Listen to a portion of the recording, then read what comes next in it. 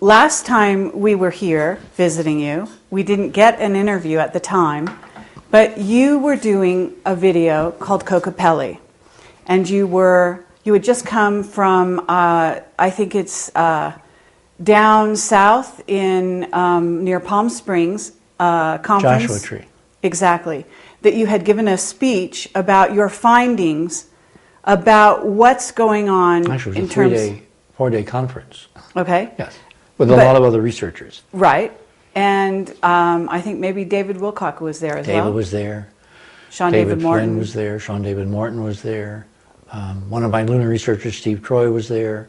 Ken Johnston was there. Okay, and I really wanted to be there, but was not able to be there. But we were fascinated to find out that Richard Hoagland was now investigating what is happening to the planet as we enter what is this uncharted, waters, in a sense, of the future, going from now, 2008, we're right on the verge, to 2012 and beyond. And that we understood that you had some evidence that you were working on, and I think David Wilcock has actually helped you write.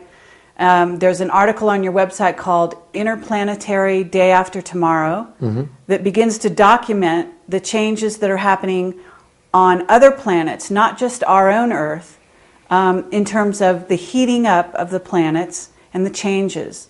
And what we want to talk to you about is, what did you find?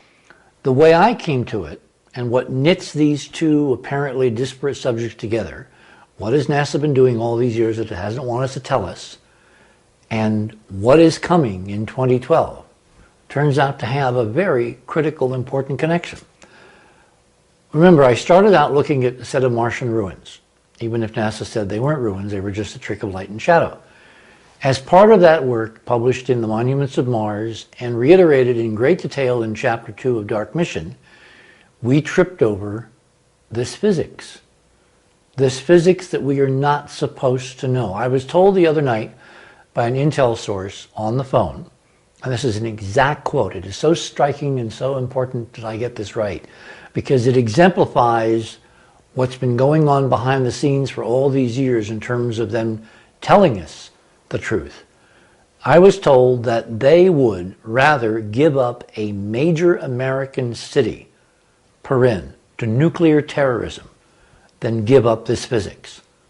And the physics is the physics of anti-gravity, so-called free energy, even consciousness and life itself. It's all bound up with the fact that physics 100 and some years ago, when Maxwell was writing his equations and the modern foundations for electromagnetic theory were being laid in England, took a radical wrong turn. And in hindsight now, as I back and engineered this, and we talk about this in Chapter 2, it wasn't a wrong turn done by people who were misled, who were making mistakes, who just didn't know what they were doing. It was a conscious suborning of the truth. It was done by people manipulating science and scientists by controlling the journals, by creating the peer review process, by basically eliminating unwanted papers, by attacking character assassination of scientists who were not following the straight and narrow, a conscious herding of the scientific community away from technologies and a fundamental understanding of physics that would liberate all humankind. In other words, control. Remember, I am back engineering this by looking at a set of ruins on another planet, looking at some geometry, and through exquisitely interesting steps that I won't bore you with now because they're in both books, realizing that we had laid out on the surface of another planet an entire physics, entire window to a whole new way of looking at the world, of looking at reality, of what really controls all the stuff up to and including our technology that we take so for granted and think works one way and in fact works on slightly and sometimes major different principles. So with that as backdrop, as I started looking at the ruins on Mars, and then I expanded my search to look at the ruins on the Moon, and these little shards of glass and the confirmations that in fact it's all real. All this stuff that I've been saying all these years NASA's hiding, yeah, they have. Then the question arose, if we're looking at ancient civilizations on these planets that are no longer there, what happened? I mean, if they have this almost magical, godlike power, why aren't they still there? Why are we, as their last surviving, descendants in the model that they're us and we are them? Why are we in such an awful condition, fighting with each other over a few drops of oil, when the universe around us could provide limitless energy to build the staggering scale of stuff we find right next door on the moon? Something must have happened. So that got me into thinking, okay, we know from terrestrial history that life does not go on, that there in fact are bad things that happen. They happen to people, they happen to cities, they happen to nations, they happen to civilizations. Things have an ebb and flow. There's Shakespeare, the 7 ages of man, beginning, the middle, and the end to collapse it. So if this stuff, no matter how amazing the guys were that did this, if this could come to an end, and it looked like it came to, in many cases, a catastrophic end. I mean, you look at the stuff on Mars, it's obvious that there was a huge planetary catastrophe that swept this away, that buried it under miles of muds and sediments, and it's been eroding, and we're seeing the traces of buildings peeking out from underneath. Even the Russians talk in some of their literature about buried cities under the sands of Mars in their mainstream scientific literature. So you look at all this, and I said to myself, okay, could this happen here again? Could everything we see around us, New York, skyscrapers, the extraordinary technology that went into Apollo, all of the stuff we take for granted, that we're on this unending Victorian march into the future, could in fact it at some point come to an end? Could we currently go through some cataclysm like these guys obviously went through, because they're no longer here? So that got me looking at things like ancient records. I'm simplifying, obviously, but it got me looking at ancient records. I mean, there's some amazing things in Egypt that I can show you. I actually have in this database that really prove that we are not the first. There was this eerie parallel between the face on Mars and the faces of the iconic pharaohs in Egypt, up to and including that headdress, which is called a menes, M-A-N-E-S. It had stripes. If you look at some of the early versions of the Viking imagery of the face on Mars, it's got lateral stripes on both sides of the platform on which the face is lying. That told me that there was potentially an Egyptian connection. Then you fast forward the film and you get into people like Vladimir Ivinsky, who was a Russian researcher, who completely separately in 1984 published in Soviet Life magazine a chronology of his investigation of Cydonia, and he wound up calling the face on Mars the Martian Sphinx. More fast forward to film. As part of my research, when Errol Torren came on board the investigation, we realized one day that there was exquisite mathematical linkage between the physical placement of the ruins on Mars and the physical placement of the ruins in Egypt. In fact, if I remember this correctly now, the cosine of one was equivalent to the sine of the other. And the odds of that happening were like 7,000 to 1. In other words, each special place with a sphinx and pyramids on 2 separate planets knew the other's location to within 1 part in 7,000. And that's just not in the cards. That's not, as George Murray says, I don't believe in coincidence. Well, George is right. This cannot be coincidental.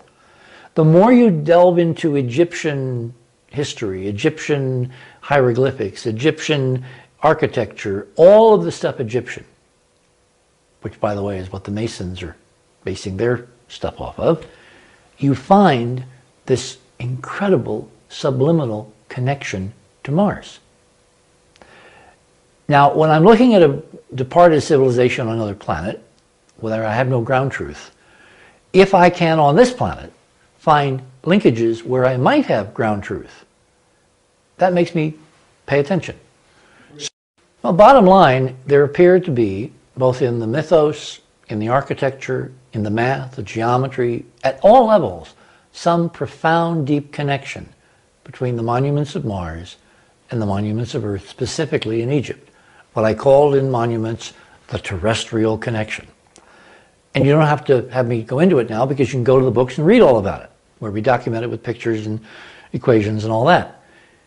However, that got me looking and really paying attention to a few little blips that in Egypt there may in fact be records, current extant records, a hint of a former high-tech civilization which in the model might have either gone to Mars and built the stuff we were seeing, although now I don't think that's the case, there's too much stuff there, or in fact have been back, what do they call that, blowback, although that's a negative term, where, well, not back engineered, but in other words, the civilization on Mars that we see in ruins could have sent refugees or colonists or whatever to Earth, and then you would have an independent development where they would develop high civilization, and you might see on Earth the record of that ancestry reflected in the monuments. One case in particular was what we see on the screen. This is Abydos, which, by the way, is a very critical planet in the whole Stargate mythology around the very popular television show. And that raises the question, what do those folks know and when do they know it? This is Abydos. What's striking is this is the temple of Seti I, who was one of the Renaissance pharaohs. He was kind of like in the middle part of Egyptian history, about 1,500 years ago. He was a Renaissance guy. He basically was looking back to the beginnings of his culture, his civilization, and he had the power and the money and the ability to order his guys to basically find the good stuff and build monuments affirming what great guys those old original founders of Egyptian culture were. And he built this temple at Abydos. Now, the thing that's striking to me is when you look at the facade of this, what does it look like to you? It looks to me modern. It doesn't look ancient. Mm-hmm. In fact, it looks really, really modern. In fact, I'll tell you what it looks like. It's a big, massive, five-sided building on the other side of the Potomac called the Pentagon. If you look at the Pentagon at ground level, it looks like this, including the columns, which are made out of concrete. These are made out of stone. When you go inside, that's where the real surprise is, because inside, up on the lintels, one in particular that are holding up the roof, you see this amazing frieze of what looks initially like hieroglyphs, but in fact appear to be high-tech stuff. Like, here's a helicopter, here's a tank, here's an obvious anti-gravity spacecraft with tail, here's a land speeder. I mean, this looks exactly like Luke's land speeder from Star Wars, all right? And you've got some other things that look more like iconography, maybe letters, maybe some kind of hieroglyphics. They don't look Egyptian. And what I did was to simply lay out the comparisons right here. Now, anybody who looks at this says, oh my God, you mean the Egyptians had battle tanks and Cobra helicopters? No, that's not what we're saying. What I'm saying is that, here's the Abrams tank compared to the tank here. What I'm saying is that this ancient culture, spearheaded by Seti I, looking back through his own sacred records, his own sacred texts, his documentation of what is called in the Egyptian the first time, which is a chronicle of some extraordinary era that occurred before then contemporary Egyptian civilization, that he was memorializing the amazing guys that did and could build and preserve this stuff.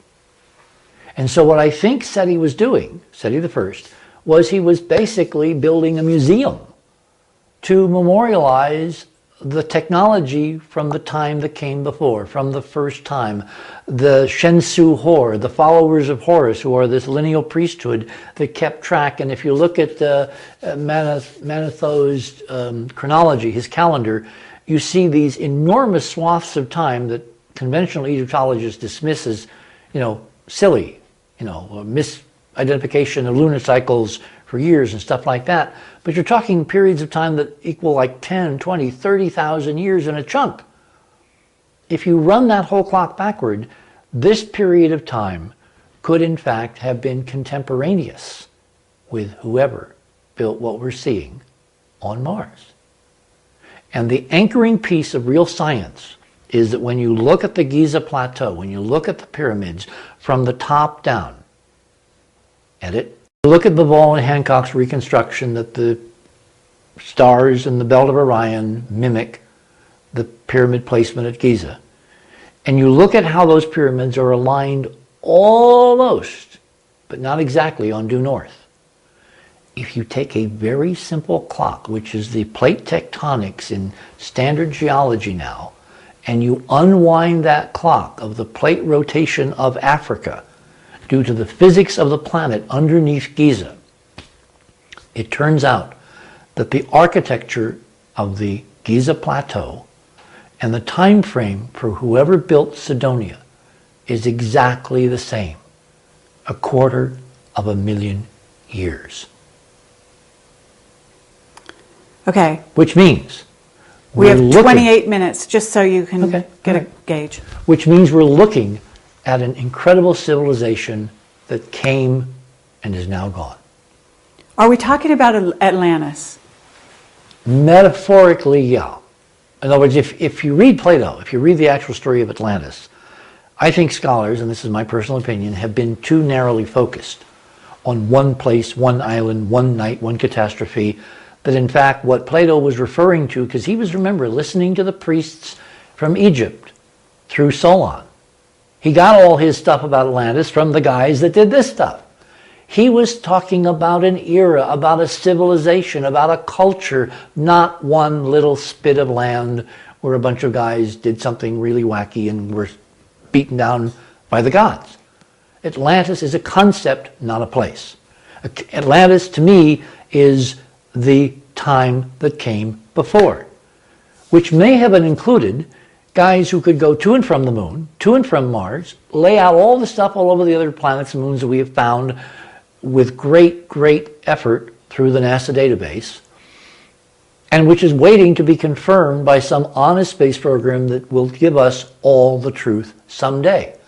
Leading then back to the inevitable question, if all this stuff once existed and now is all gone, what happened to them? And the answer in the physics is that the physics can go wrong. It can go horribly wrong. It can go wrong on a solar system scale. That's why we're seeing Mars in terrible, terrible ruin. That's why we're seeing ruins, not skyscrapers that you can recognize instantly, on the moon. And then the question has to be, can it happen here? Which then moves our attention sideways to the Mayan calendar. Because the Mayans, one of those ancient cultures, contemporaneous with the guys who are memorializing this stuff, they have right in their own texts, there will be a date and time when this will all go away and something brand new will be reborn. Now, is that just metaphor?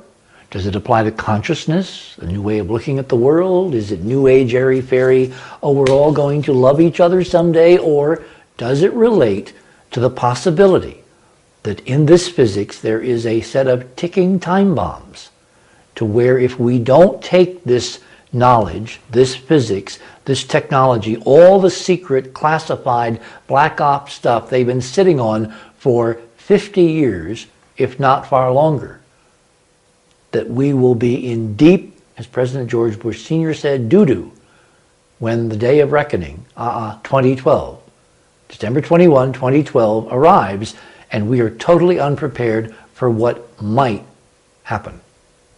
And again, I said earlier that politics is 99% perception. To my mind, there are two questions here. One is, what's really going to happen? And I'm working with Enterprise and researchers like Joseph Farrell and others to try to figure out the physics. And the other track is political. It's what do they, the controllers, the people who have literally suborned history, kept us from knowing our real history, completely suppressed current history, given us a fake script. What do they think is going to happen, and what are they doing to get ready? Oh, and by the way, not telling any of the rest of us. Right. Okay, can you answer your own questions? Gosh, I hate it when I have to answer my own questions. There is a physics. We are actually picking up some very interesting hyperdimensional / torsion indications that aligning the Earth, the Sun, and the galaxy, which happens once every 26,000 years, has an effect, has a real physical effect. The question is, how much? We also have evidence that the in-crowd, the Rockefellers, the De Beers, the Diamond Guys, the Illuminati. Well, we're talking Weishaupt Bilderbergs. now. The Bilderbergers, all those groups, all those really, really bad guy groups people love to hate now, that they know something. Or more accurately, they think they know something. And they have been taking steps for the last 100 years to get ready. What's really interesting to me, and this was so cool when I figured it out and I was able to lay it out at the Joshua Tree Conference, which is not the first place that I've been laying this out. I've done several conferences now under almost like focus groups to see how people, would stand up and salute when they saw this data. When Columbus sailed the ocean blue in 1492, one of the things he brought back was stuff from the Mayan calendar, Mayan codices. We are told they were burned, right? Wrong. I think they were sequestered in the Vatican archive. Who in their right mind, if they're around sopping up stuff, is going to destroy information? Forget the fact that they're not religious, that they're into saving their own skins, that they're looking for edges on society and politics and populations, and it's all about control. The cover story is, of course, if they're burned, there's nobody who can look at them anymore. So you can look at them in secret. So I think all these codices that the scholars lament, oh my God, they burned them, oh, they were so bad. No, they went back to the Vatican. The reason I know this, because the only way this could have worked out is that in 1582, when a German scholar, Germany again, interesting, was set up by Pope Gregory to head a council to reform the calendar, because the seasons had gotten out of sequence with Easter and Christmas and birth of Christ and resurrection of Christ and all that. I mean, it really, you can't have Christmas in July, and that was what was going on. So the calendar had to be reformed from the old Julian calendar. So Gregory sets Clavius, who's the German mathematician genius, to head this panel, this presidential committee, if you want to think of it in those terms, to basically recommend changes in the calendar. And when all was said and done, they came out with a calendar which readjusted the dates, the seasons, the times, brought everything back in sync. It's called the Gregorian calendar. We live under it now. It took a while for it to percolate through various parts of Christendom and parts of the world that were not Christian and all that at the time. And so in 1583, it was set ahead 11 days. What's really interesting is if you look at the synchronization of the Mayan calendar and the Gregorian calendar, this very crucial date of 2012, according to the U.S. Naval Observatory, you can go to the web and go log on the Naval Observatory website, which is www.navy.gov.observatory or something like that. Google is your friend, so look it up on Google. And you will find that the magic moment, the Mayan moment when the world changes, doesn't end, but changes radically, is December 21, 2012 at 11:11 a.m. There is no way that can be accidental, because 11:11 is a code for the physics we've decoded from the monuments of Mars. And that's a long story, which we don't have time to get into now. But it's on the Enterprise website, and it's in the books, it's in Dark Mission, it's in Monuments, so you can go and read. The point is there's no way that Clavius, Gregory's surrogate, with this German interesting secret society heritage, could have done this unless he either had an independent source of knowledge about calendars that was much more sophisticated. I mean, I've had a mathematics professor who was the head of the department at Fairleigh Dickinson University, which is a Catholic university in the United States, actually write on the record that he could not figure out how Clavius did this. It's too damn precise. So my supposition is that it was the secret codices brought back by Columbus et al., sequestered in the Vatican with the Mayan calendar, where they were able to adjust the Gregorian calendar so it would come out at 11:11 a.m. the morning of the 21st, 2012. Okay, so what happens? Oh, I was afraid you'd ask me that. I don't know. Are you working on that? I'm working on it, of course. It's a work in progress. Okay. I don't know. I mean, I'm not going to sit here and tell you what I don't know. I can tell you what I suspect. Okay. But because the implications are so serious and the amount of effort being spent by the bad guys is so great, I strongly infer that it's not going to be a good hair day for a lot of people. But I cannot take that to the bank yet. Sure. There are various ways that this could be changed radically. One way is if the guys in the black ops community who are playing with their secret toys, their secret spaceships, their secret space program, going to and from, looting the moon, finding the libraries, doing God knows what they're doing out there, if they suddenly realize that this technology is actually applicable to entire worlds, that there's a physics here that can literally take control of the planet and prevent bad things from happening. That would be really cool. Because the thing that would get us in the end is if there's a real problem coming and there isn't a damn thing we can do about it. Fortunately, based on all kinds of evidence, including the folks that you guys talk to all the time, everybody inside knows all this stuff. It's just us peons outside that are not supposed to know it. Right. Which means nothing has to be invented. All it has to be is redirected from over here, whatever they're doing with it, to over there, which is the planetary problem. And our job is to get people on the inside to realize they don't have a ticket out of here. Mm-hmm. That they're caught with all the rest of us. That we're in it together. We're all in it together because the lie has been different at every level. And even if they've been told they have a ticket to leave Dodge, they probably don't.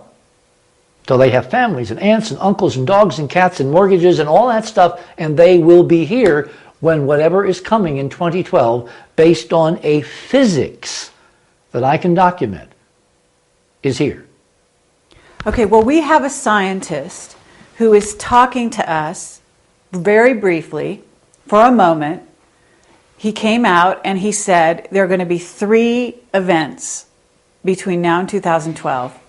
And he is a well-regarded scientist, someone you would know. And perhaps you've been talking to him. We don't know. We can't name him. Okay. And he says, one is a CME, a coronal mass ejection from the sun. And Bill, you got to help me with this. The second is a magnetic pole reversal. Okay. And said, finally, a pole shift. And he said that these events will begin in 2009 and culminate in 2012. And then he wouldn't tell us any more because he said he was constrained by national security clearance, and we were the first people we'd spoken to outside of the national security community for the last 7 years. And it was only because we recognized his name and said, are you who we He think paid you us are?" a compliment. He sent us an email, and we got into a small dialogue. Now, we are being approached by all kinds of people, some from Black Ops. Aren't we all? With secrets to tell, as well as remote viewers, etc., etc. And they've all got information about what may be coming down the pike from between now and 2012. Mm-hmm. We just went to Russia and interviewed Boriska, the child with past life recall of a life on Mars, who started talking at the age of 7, and we're going to be releasing that interview fairly soon. Basically saying Moscow is going to be inundated by water in a very matter-of-fact tone. and that it's going to happen in 2009. He doesn't know at this age of like 11, he doesn't know why or how. He just knows it's going to happen. We're getting all kinds of evidence. There's evidence of underground bases, of preparation to put, certain groups of people in safe places and let the rest of the people, in fact, something on the order of 2/3 of the population, just wing it and basically, go by the wayside. That's probably a very large underestimate. It's an underestimate. Okay. Now, all of this, we don't like to believe that this is going to happen or that some cataclysm is so massive going to hit the earth in such a way that that these events are going to cause, total destruction and the end of human life. But we're being approached. So we're asking you. It's not the end of human life. It's the end of this cycle of civilization. And we will go on, the human race will go on, and if past evidence is accurate, which it is, there will be a new cycle, there will be a new set of cultures and civilizations, and we'll be the myths of their minds and their scribes and their sages, and they will someday develop spaceflight, and they will go to the moon, and they will have people who will keep this truth from them, and the cycle perpetuates ad nauseum, unless we stop it here. So the name of the game, all of us who are looking at this from various facets, like the elephant, that's why the elephant is sitting over there, is we all need to combine our forces, our resources, our knowledge base, our goodwill, and most of all enlist you guys out there watching this and change the script. The tools are there. I now know the tools are there. No matter what is, quote, coming, it can be dealt with because the physics is so extraordinary. The problem is political and spiritual will. And there's a small group that want us, in the worst case scenario, to all go away. So they're not solving, they're not lifting a finger to solve the problem. In fact, they are perpetuating the illusion, the lie, being different at every level, that there is nothing that can be done. In fact, from our research, there is an extraordinary amount that can be done. In fact, it can be stopped. It can be changed. The first way that you conquer an enemy, and to them we're the enemy, is you make them conquer themselves. You make them give up. You make them want to stop fighting. You tell them it's hopeless. Remember the guys in Star Trek, the Borg, fighting them is futile. Resistance is futile. Well, it's not. That is another level of the lie. Okay, so if you can take the next, what we have, 15 minutes and tell us in some kind of form or fashion, what kind of technology or what kind of physics are you talking about? Are you talking about time travel? Are you talking about, it's hyperdimensional physics, I'm sure. What is it that you see as the solution? And I know that you've been working with David Wilcock, and he has a very positive attitude towards the future. Is his positive attitude coming because of research you guys have done together, or because he has some of the same sources that you have? It's a bit of both. Okay. The reason I got intrigued with Wilcock is because he was independently coming up with some of the same stuff we were coming up with. And I love independent confirmation. And that's the life's blood of real science. When somebody separate, you've never talked to, presents you with a database, and my God, it looks kind of like your database, and you never talk to each other. So that's how Wilcock and I got together. We have worked together. We have developed joint information and sources, and we've done, some publications to try to get the word out. In terms of what to do, again, I'm not certain that even the best and the brightest of the in crowd knows what's really going to happen. Because I found so many instances where they're working off these old texts, these old ancient documents, these rituals, and they obviously haven't a clue about the real physics behind them. So they could literally be spending all this money, which they're stealing from us, which is trillions. They could be building their huge underground cities like in the Urals in Russia.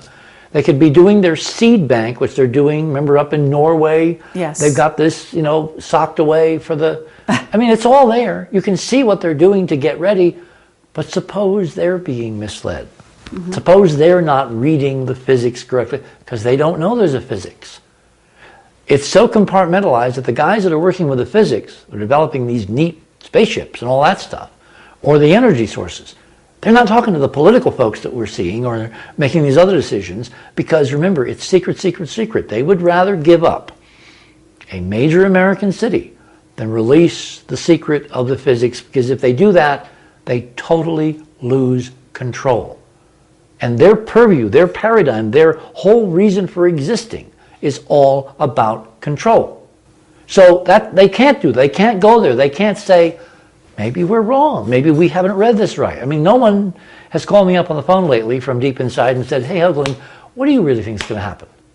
Unless you guys work for them, in which case it's a very elegant technique. The point is that you have to go by the numbers. And the numbers tell me, at this point, two very important things. One is it's not a date.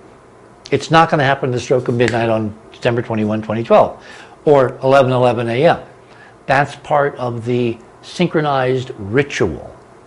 That's a reinforcement that this is really based on the physics, because the code is 11:11. 11:11 is actually, I'll tell you the answer, then you can go and back engineer how we get there.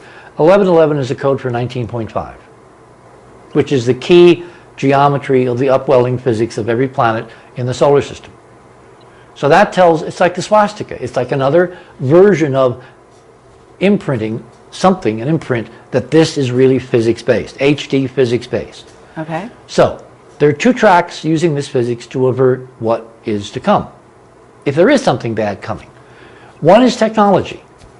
I strongly suspect that HARP, in fact, is one of the positive technologies, protected by all the stupid lies all around it. I mean, the worst case scenario, the mind control, and they're doing this, they're bombarding people with M-rays, all this stuff. No, it's to protect what HARP's real raison d'etre is, which is to try to work with plasmas in the ionosphere, because plasmas are a key to controlling torsion waves, and torsion waves are the 3D etheric manifestation of the HD physics in this dimension.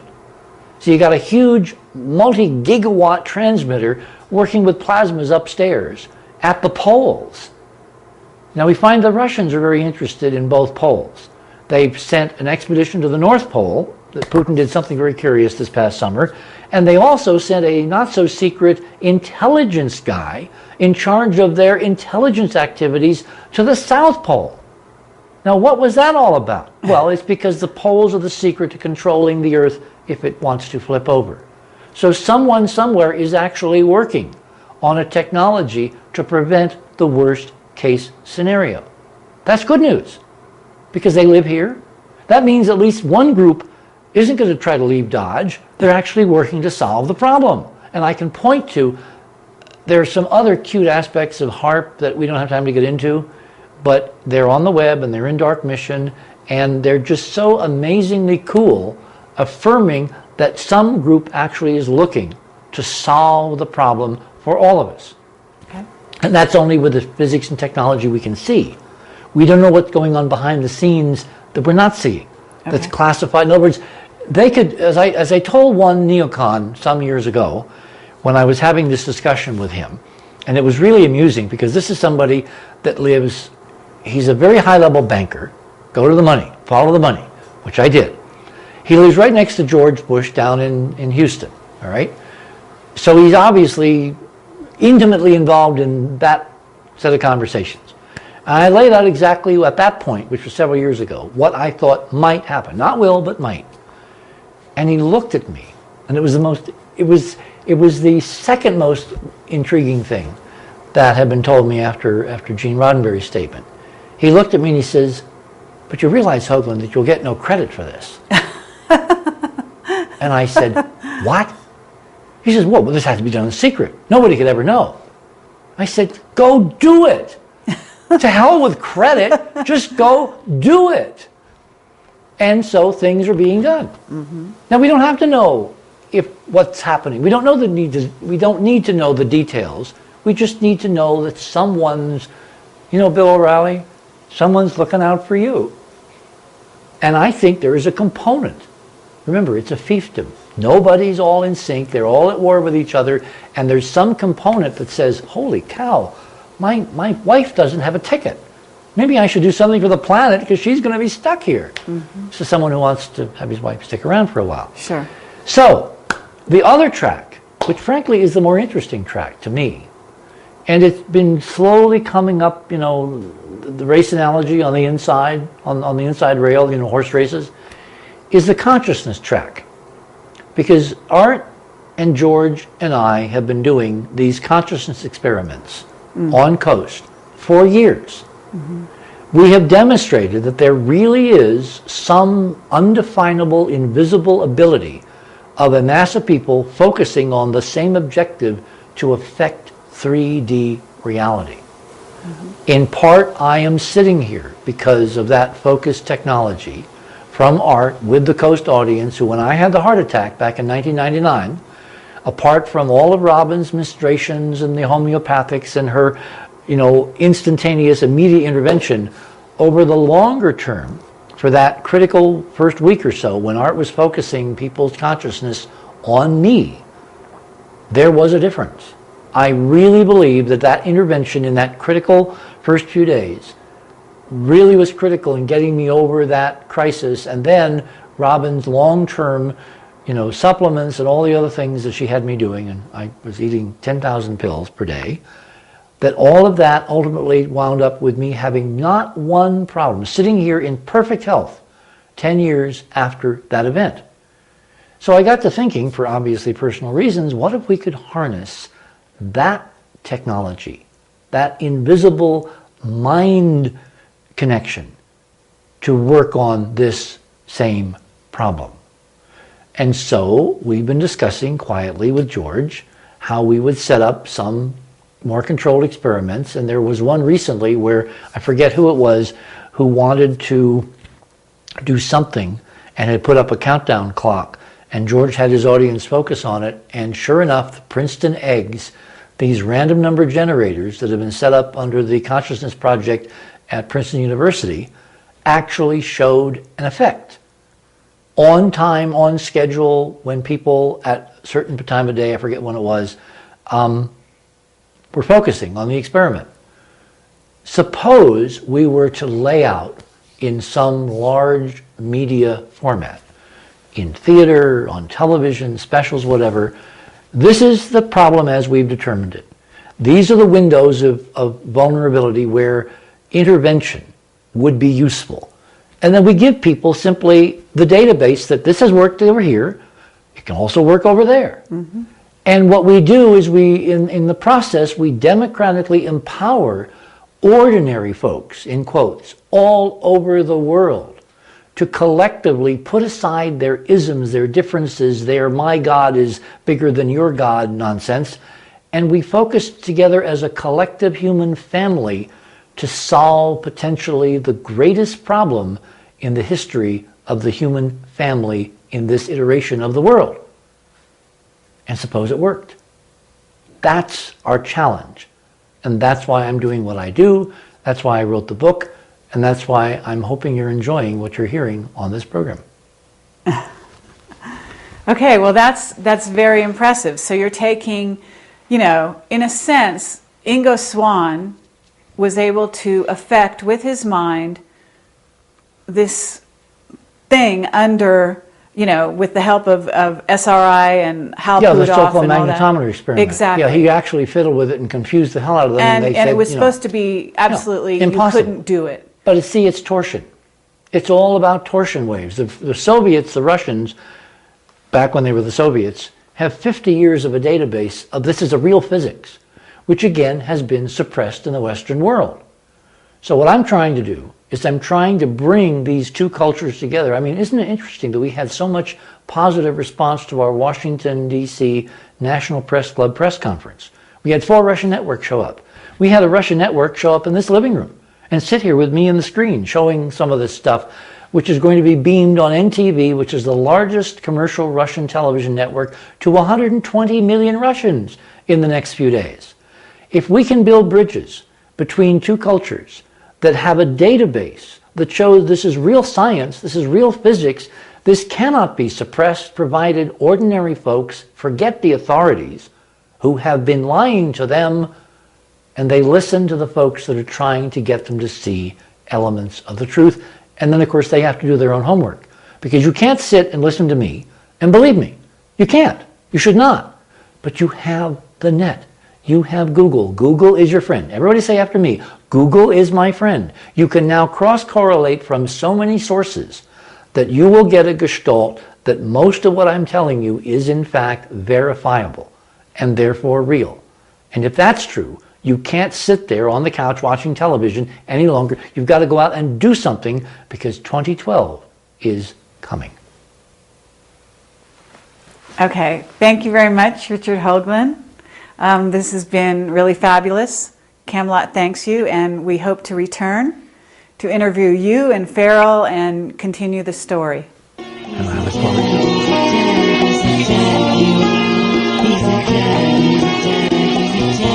Yes, excellent.